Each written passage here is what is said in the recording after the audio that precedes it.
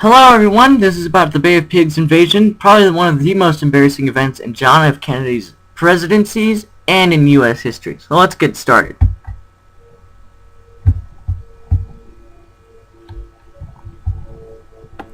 Fulgencio Batista took over Cuba in 1952 and established a corrupt government. He catered to wealthy Americans and to the Batista's crime syndicates. What went on during the Cold War? Fidel Castro and Che Guevara established a small underground resistance, which grew to become an all-out guerrilla war resistance.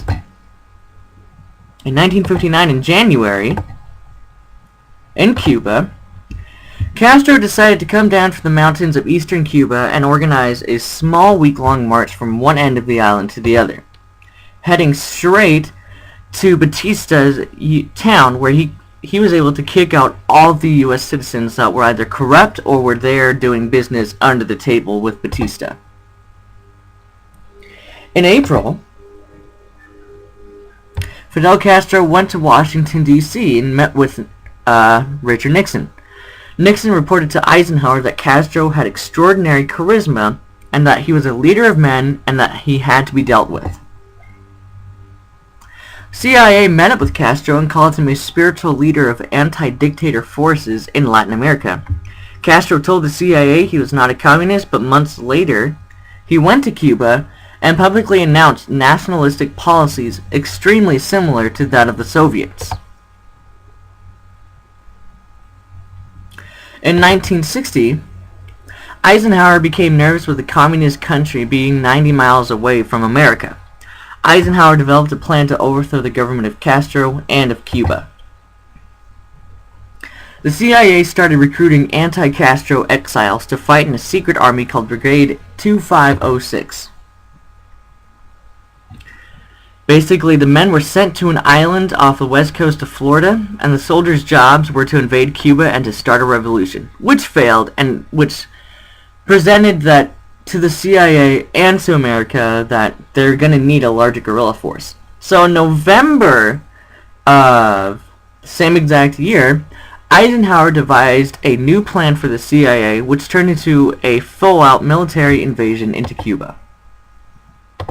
1961, JFK was elected for president in January. Eisenhower gave Kennedy the okay to go full speed ahead on the Castro problem.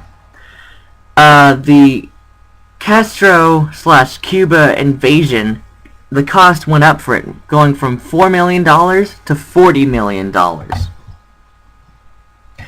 Cuban ambassador denied Cuban accusations that the United States took part in the bombing. However, the CIA lied to everyone. Oh, whoopsie. Went too far ahead. The CIA told 2 of the 8 bombing planes to fly straight to Florida and not to do anything. They were to go straight into Florida and to tell everyone that they got away from Castro's Air Force and that they alone bombed Castro's airplanes in Cuba.